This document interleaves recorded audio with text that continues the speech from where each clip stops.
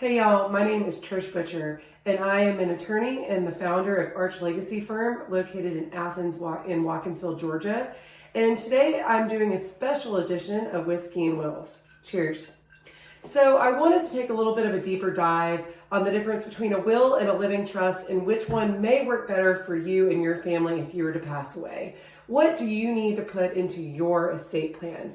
So the first thing we need to understand is probate. What is probate and will it impact your family? So the probate process is the court supervised process that happens after almost anybody passes away.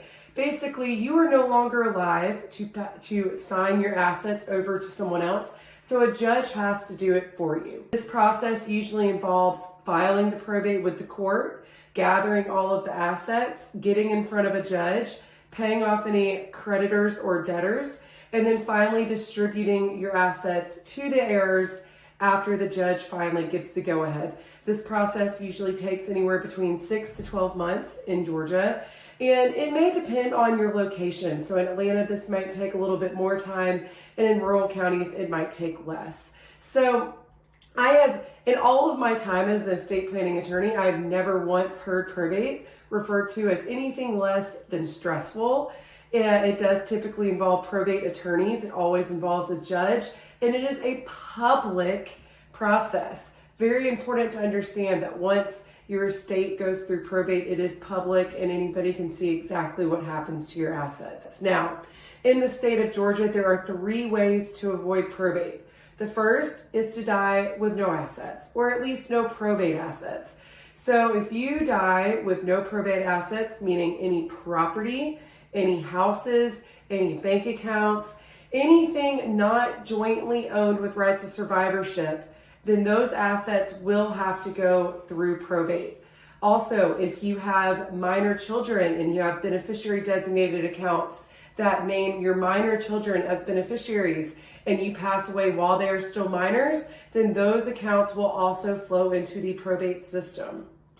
The second way to avoid probate is to die most likely married, jointly owning all of your assets with your spouse. Now, the most important thing to realize in Georgia is that the most common way to own your house in Georgia is as tenants in common, So as tenants in common, meaning that you each own a 50% share of your house, and when one of you passes away, the survivor only owns 50% of the house. The other way to own a house in Georgia is jointly with rights of survivorship. Typically, you have to request this or an attorney has to bring it up to you when you are closing on your house. If you jointly own your house with rights of survivorship with your spouse, then your spouse will avoid probate, but your kids will not. So the other way to avoid probate in the state of Georgia is with a revocable living trust. Now, before I get to living trust, I want to address a will. So a will is the backbone of every estate plan that I do. Every estate plan I do, no matter how complex, no matter how many different trusts, they will have a will. So a will is simply a legal directive that tells the judge what you want to happen during probate. It does not help your family avoid probate. And I'm going to repeat this one more time. Wills do not avoid probate.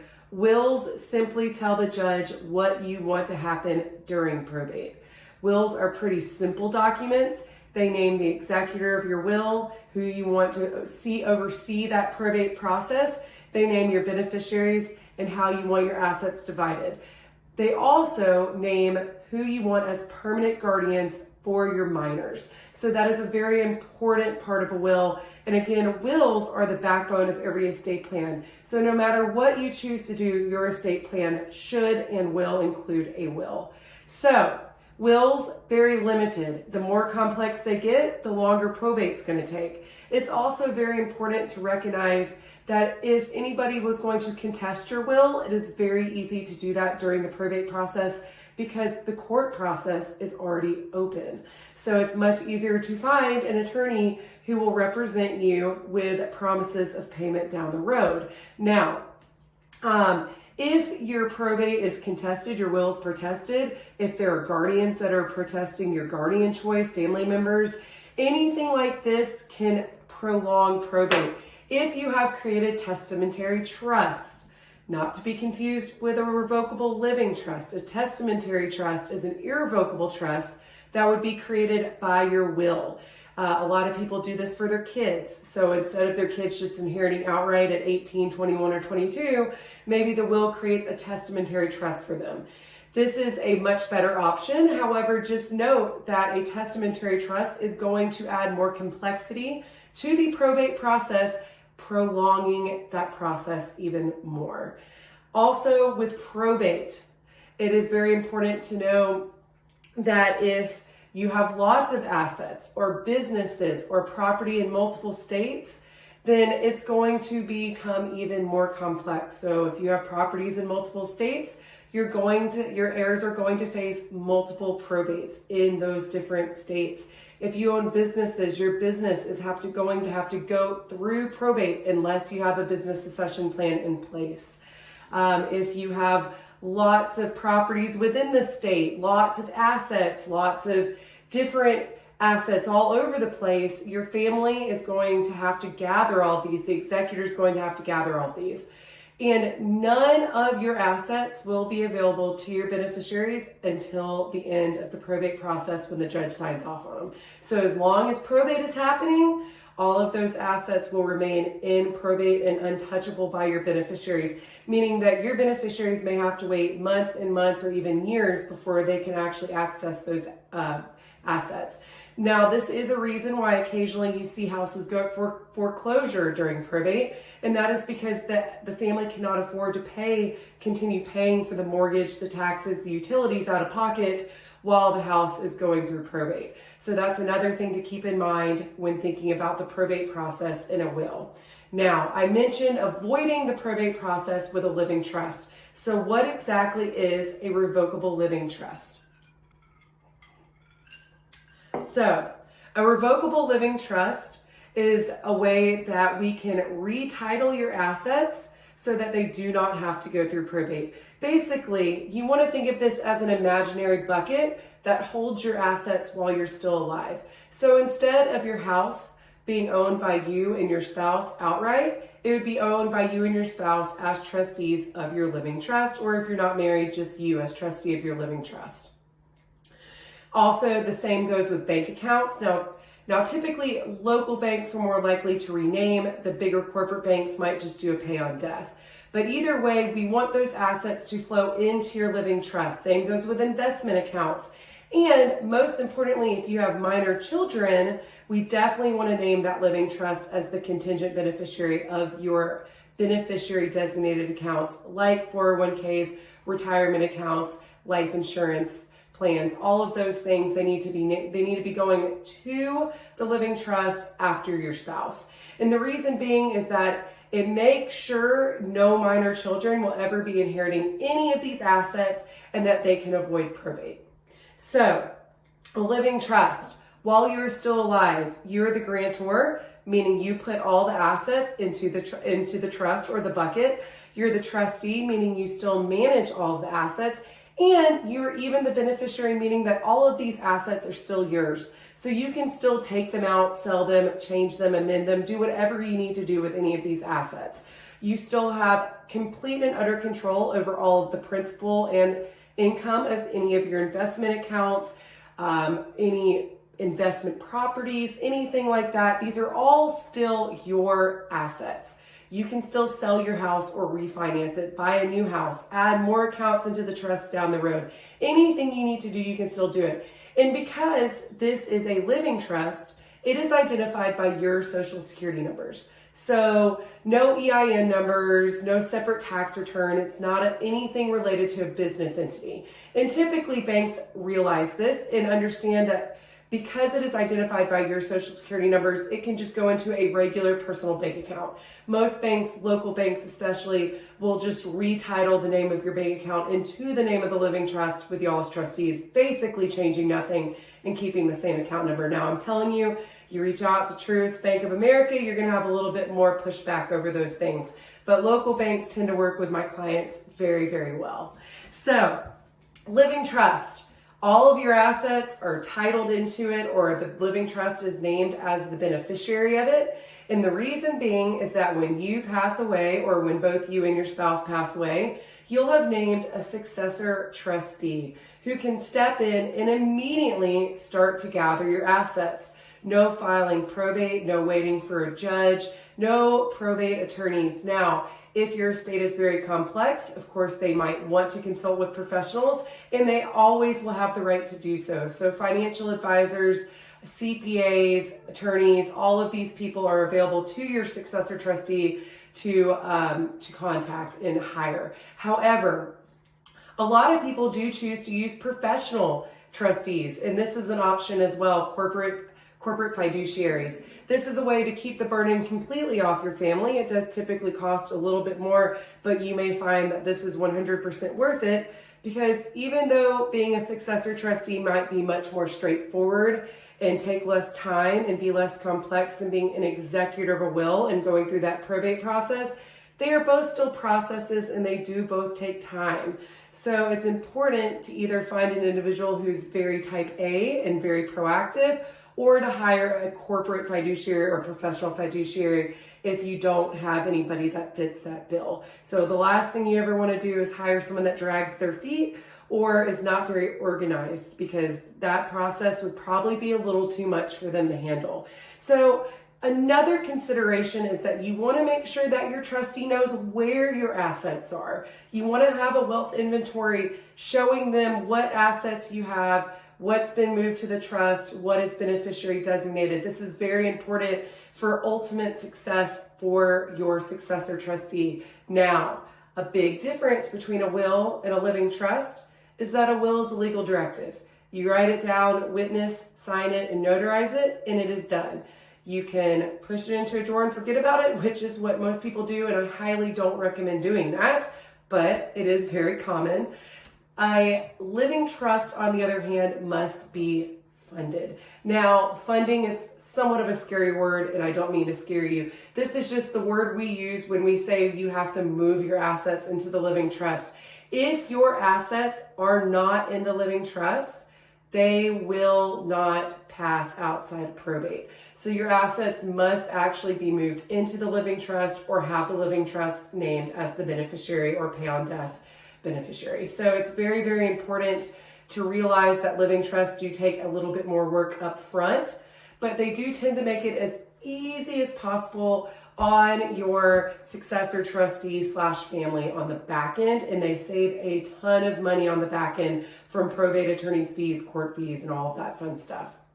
So living trusts also provide a lot more flexibility and control over your assets. So with a will, even my wills, which are pretty complex, in reality, unless you're doing a testamentary trust, which is one of those irrevocable trusts that are tacked onto a will, your beneficiaries will inherit at 22 if they are minors, or outright at whatever age they are past 22. So a lot of people don't necessarily like the idea of this, and a lot of wills say 18, not 22. So it's important to note that it depends on what your will says.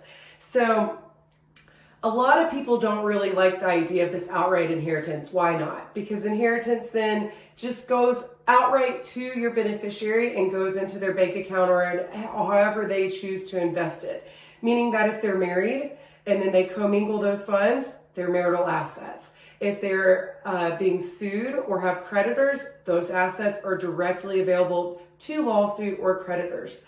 So it's important to realize that once someone inherits funds from you outright, they are their funds and treated as such. So some people choose to protect those funds. Some people choose to do lifetime asset protection trusts, or otherwise known as legacy trusts. And these are trusts that can be tacked onto a will, but again, that will prolong probate, much easier to tack onto a living trust. So the normal way people inherit with a living trust is typically ages and stages. So we can already get a lot more creative with a living trust. We could do a third at 25, third at 30, remainder at 35, or whatever ages and stages sound the best to you. or we can add one of these lifetime asset protection trusts and keep the money in trust for lifetime. And what this does is it protects the money. No more access in the case of a divorce. If anything happens to your child, the money will go in trust to your grandchildren. There's lots of flexibilities that we can do with these types of trusts. We can also add spendthrift provisions. These are, maybe your child's not the best at spending, so we need to tighten down the hatches just a little bit on the trust and make sure that they don't just blow through all of this money right off the get-go. Although trips to Europe are very fun, we want to maybe make sure that this money does last a good bit longer than a trip to Europe. And we want to make sure that maybe it does go on to support your grandkids or their education or things like that. You can get very creative with a living trust and the language that you put in there, or these lifetime asset protection trusts. So with a lifetime asset protection trust, we can do spendthrift. We can do requirements that say they need financial education or they hire a good financial advisor before they have access to the trust. Maybe we put different stipulations on if their spouse ever has access to it or if it just goes directly to your grandkids. There's a lot of different things that can go into these different trusts. Also, they're legacy trusts, meaning that if they pass away with money still in the trust, they will go directly to your grandkids outside of the estate tax. Now, with living trusts, we can also, speaking of the estate tax, create irrevocable trusts that will minimize the estate tax, maximize exemptions, do ILITs, life insurance trusts, or spousal lifetime access trusts. There's lots of different options that we can tack on to a living trust. Again, avoiding probate and the complexities that this would create. There is also, of course, supplemental needs or special needs trusts. These are trusts that we create for beneficiaries that might require permanent disability benefits. So Social Security income, Medicare, Medicaid. If they have a permanent disability, then they may need a special needs trust that keeps their assets out of can be considered their personal assets. So these trusts are very, very, very important for any individuals that have special needs or permanent disabilities. And it is because we don't want them to lose those government benefits. So these assets have to be held in these very specific and technical trusts called supplemental needs trusts or special needs trusts. And basically, they're exactly what it sounds like. They're to provide supplemental needs on top of what the government is already providing. Again, when anybody comes to me needing a supplemental needs trust, I always recommend hiring a professional trustee for that trust because they are very technical and very hard to administer, and they do require a lifetime trustee. So, again, living trust, lots of flexibility, lots more ability to control the assets. Lots of different ways we can have our beneficiaries inherit the assets. And most importantly, they do avoid probate.